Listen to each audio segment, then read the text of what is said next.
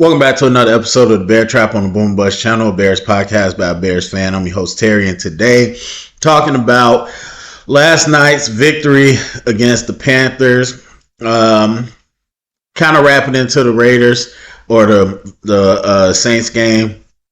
Look, overall, man, I wouldn't say I'm bored by the Bears, man. It's just kind of same old. But at this point, we know who they are and everything.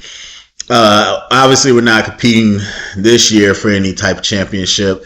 So the conversation really goes towards the offseason.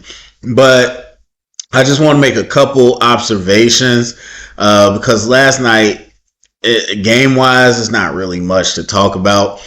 But I want to make a couple observations, then talk about the future. But also, I was in New Orleans, so I saw the first half of that game, and then I rewatched it recently, today actually, because I didn't catch the rest of that game. And then last night, I had the game on the background, but my line brothers came over, so I was end up talking and I was pretty busy, so I had to rewatch that today too as well. But again, it's not a ton to talk about in terms of the game. So I just have a few observations. Number one, I think Bagent is well on his way to be maybe the best, if not top three backup quarterbacks in the league. I mean, it's a weird spot where I almost feel like I want him to get the rest of the season because the things that he's not good at is typical, young quarterback things in terms of understanding how to read the defenses and everything. But I do think that we've seen over the time his accuracy and his ball control is not where you want it to be. But he surely has everything else, as I mentioned the first time he played. And he's super athletic. Obviously, he's not Justin Fields. But when you talk about in terms of backup, undrafted, so the money's not going to be an issue. And it's his first year. Like, he can be a extremely valuable piece. Actually, the one I was forgetting is Cooper Rush. And he had an extended time where we was able to see. Now, can you as a backup get thrown in again after, a 14 game stretch and not playing and do it? Who knows? But I think Bagent would be up there though as that type of caliber backup. But it's a weird spot because you're not going to necessarily get all the things you need out of practice to evolve your game. And the offseason should help too if he spends time working on his mechanics and getting his accuracy together. But the game time or the real game experience and the time on the field, that's invaluable. So I almost kind of want him to finish out the rest of the season, but we'll talk about that in a little bit. But he looks, for what he is, he looks great. Obviously, he's not great in terms of just being a starting caliber quarterback, but he is great, I think, in terms of a rookie backup. As you project later, like it's going to be amazing to have that type of firepower sitting on the bench should we need it. So outside of that, I think I seen Getsy's offense slowly become more and more creative since Justin's been out. I know I mentioned that before, but I really do think that not having the pressure to create things off of Justin has allowed him to be a lot better with the overall offense in the roster. Obviously, we know DJ Moore, after his big games with Justin, became a focal point, but you're seeing week after week with just more creative to run, 4 minutes doing his job. But I would say all pretty much through this all the way back to John Fox, running the ball wasn't an issue for us. It's sustaining drives, is sticking to the run, and obviously is playing great defense. That's been the issue for us. And so was running the ball pretty effectively is not a shocker. You got some guys, Whitehair Patrick mainly, that are just They're really only good at run blocking. And so Tevin Jenkins, Wright, I believe will get there. Braxton Jones, they can do both sides of the ball. And Nate Davis looked pretty good too before he ended up going out. So, it'd be nice to get him back. But we do need a couple more interior guys to get our pass protection to the point where we want it. But as far as run blocking, that's never been an issue. So I'm not shocked by that. I do like that. Like I said, we're seeing us be a little more varied with the runs. Now, split zone, inside zone, still going to be our number 2 runs. But a lot more under center. And you can see it with Bagent, which we've done some with Justin Fields, but not a ton. But you can see it. Like, when you have that downhill handoff and then you're able to play action, you could do whatever you want. You could play action, 2-step, 3-step, crossers, whatever, or you could play action boot. You could do a lot of different things because that run action is going to naturally get defenders to think the trigger downhill, and that's just football. That happens everywhere across the league. So it's not that we don't do it. We do a lot more with Bagent, but I would like to see us do a little more. Like, some mix in shotgun runs is fine, but I don't think we really need a lot of it as much as we do.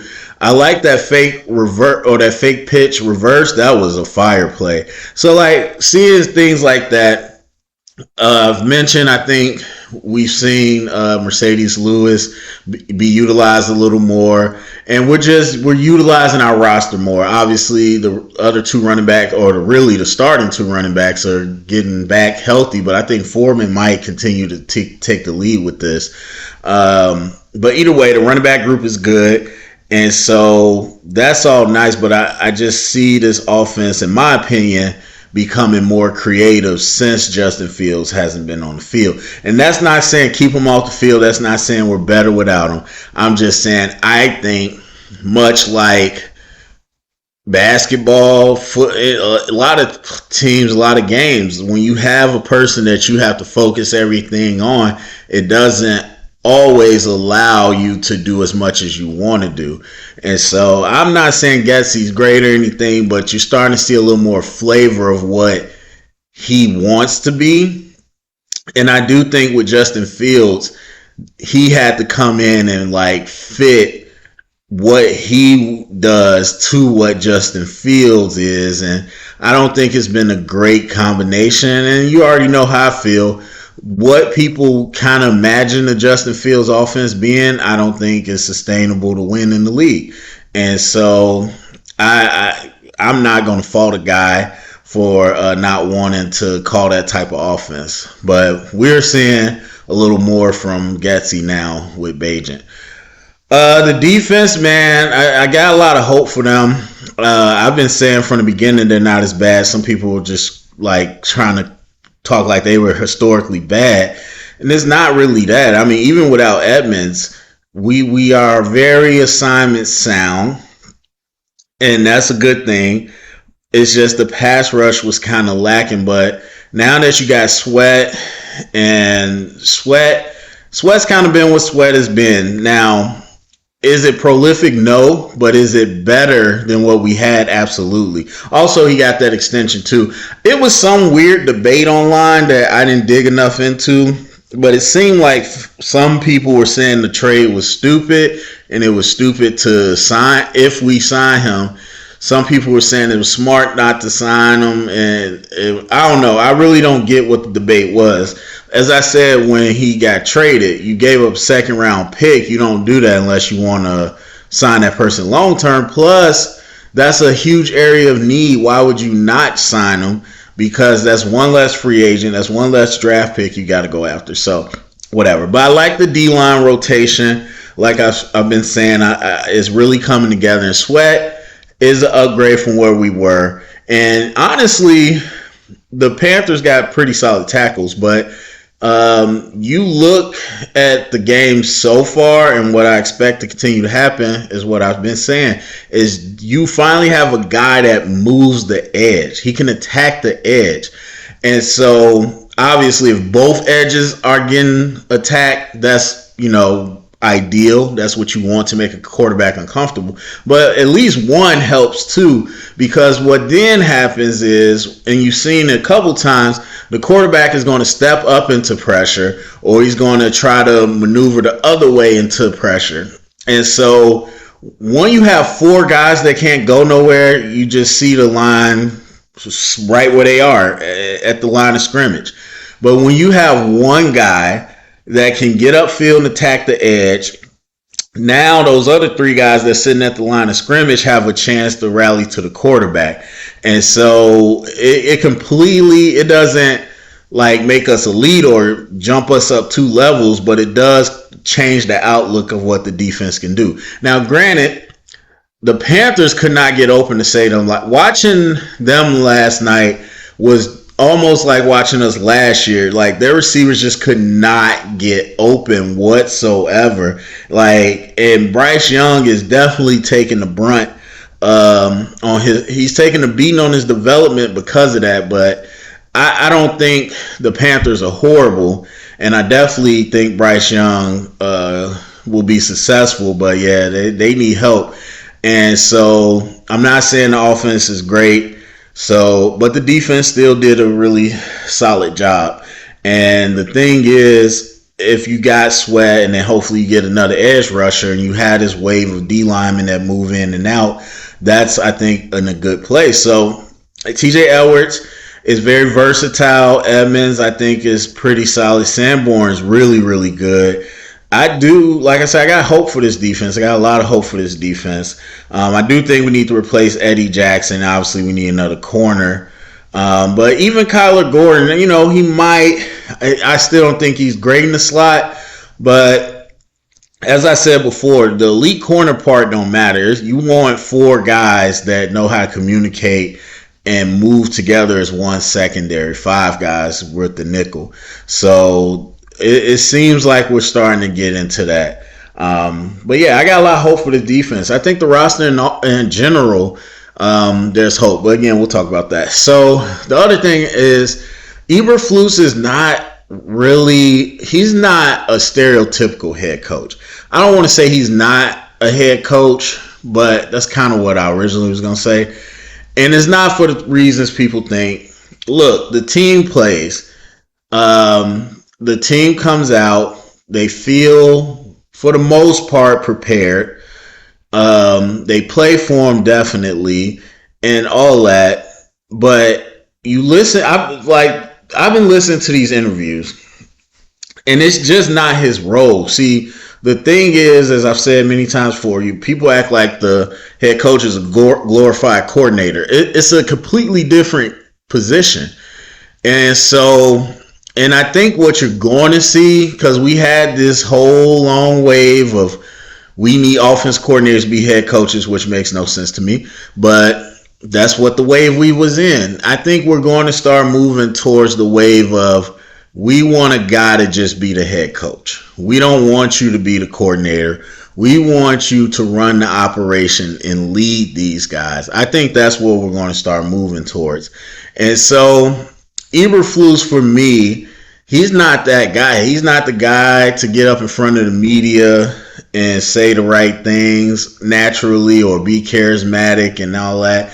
And again, I'm not saying he can't lead the guys in the locker room or run a practice, but I just don't think – I think he has a very much coordinator mentality. Like, when I listen to him talk, it is very meat and potatoes. It is very much – like a grinder on like the X's and O's coach level, which is good. I just don't think that's really the fit for head coach. And then the way he talks, you can tell that everything is done above him. And I've said, and I still will stand by this, I've always said the GM head coach hierarchy makes no sense to me. I don't know when that started. I think it's the dumbest thing in the world.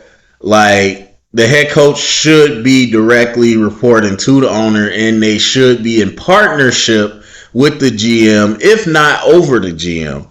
But the way Eberflus talks is either Well, like most teams, they said, hey, Ryan Poles, you come in, you run the show, you help us pick the head coach.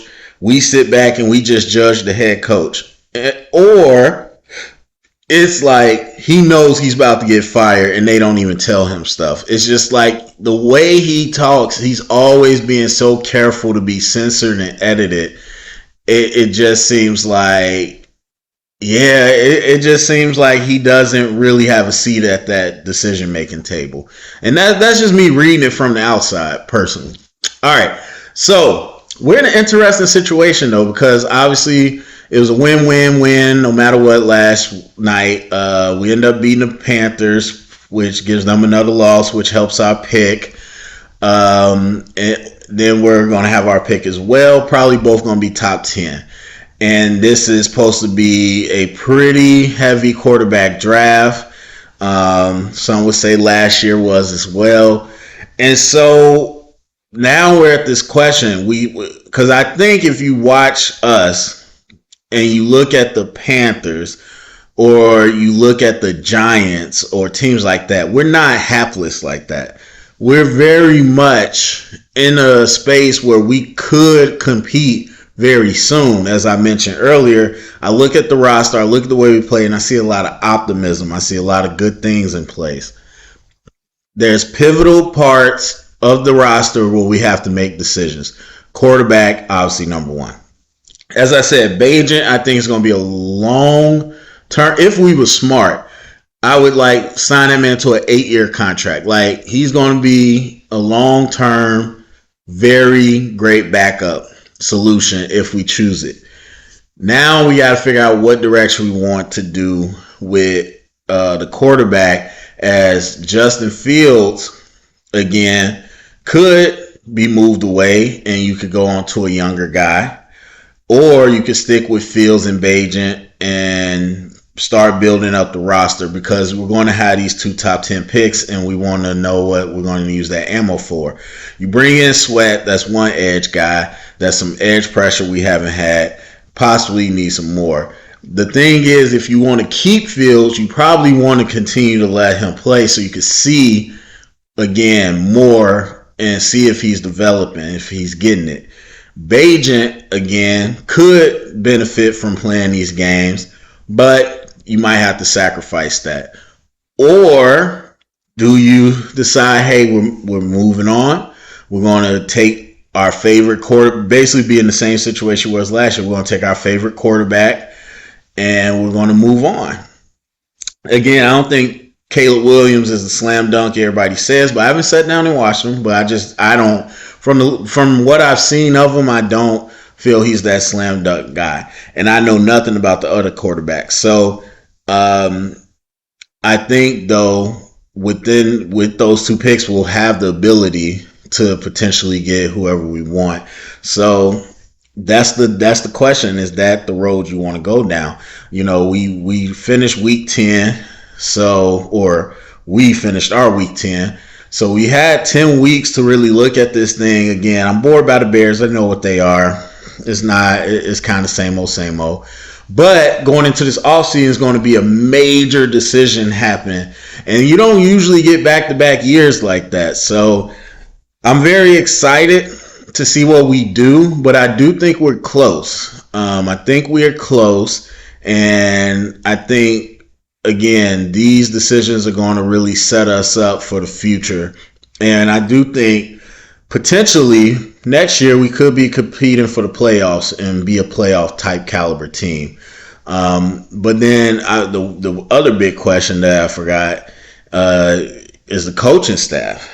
Now, this is where, you're in a really weird spot, because no matter what the roster looks like, you bring in a whole new staff. Even if you got a veteran coach, I don't even know who's out there right now. Let's just say Rex Ryan, so I could think of. Let's say you bring in a veteran coach. His homies ain't sitting at home waiting on him. They're coaching in the league. So now you have to scrap up who you can to make a coaching staff. And as as a coaching staff, what people never talk about is the coaching staff has to learn how to mesh together too, and that takes time. So a whole new coaching staff, even with a good roster, I think you'll be talking about another year of waiting. And so obviously, if you're talking about going to a rookie quarterback, you might also be talking about another year of waiting. And so with a roster that's pretty decent and potential to make it better, you are kind of at a crossroads of what you want to do with this coaching staff and with this quarterback and how long you want to take to build this thing up. So I don't know. I really think we're getting to like a literal crossroads. I think we're getting to a path where some people going to prefer to go left, some people going to prefer to go right. And I'm excited to see what we do. So go to the comment section. Let me know what you think. What do you think this offseason is shaping up to be? What are your thoughts on what you would do? Or do you need to see the last, 7 games of Justin Fields to get a better picture? Go to the comment section. Let me know. Share around. Get the conversation started. Thumbs up, subscribe. And remember, stay up and bear down.